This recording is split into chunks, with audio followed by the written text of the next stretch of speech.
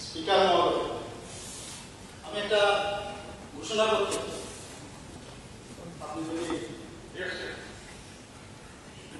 আমাদের সরকার ক্ষমতায় আসার পর মোট 3 কিস্তিতে আমরা কর্মচারী এবং পেনশনারদের জন্য ডিআরএস অ্যালাউন্স বা ডিআরএস লিভ ডিআর দেওয়া হয়। 1/3/2021 আমরা 3% দিয়েছি, 1/7/2022 5% দিয়েছি, 1/12/2022 এটা ছালাক নেয় 12% করে ছালাকি এবং এতে করে 20% দিয়েছি। করোনা পরিস্থিতিও যখন এই রাজ্যে ছিল তখনও কিন্তু বহু রাজ্যে দেখা গেছে বেতন স্টপ করে দিয়েছে, আমাদের রাজ্যে কিন্তু স্টপ করে তখনও আমরা আমাদের এই ত্রিপুরা সরকার 3% দিয়ে প্রদান করেছে।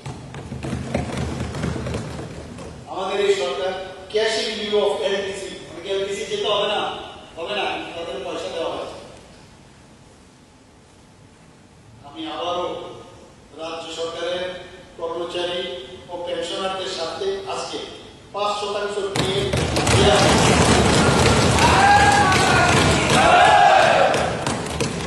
এই 5% দিয়ে দেওয়া 1 জানুয়ারি 2024 থেকে কার্যকরী। এতে বছরে কত খরচ হবে? 500 কোটি টাকা অতিরিক্ত খরচ হবে। আপনি জানেন 1% বিল 105 বিল এতে করে 1,932 জন কর্মচারী এবং 82,000 পেনশনভোগীরা এতে উপকৃত হবে।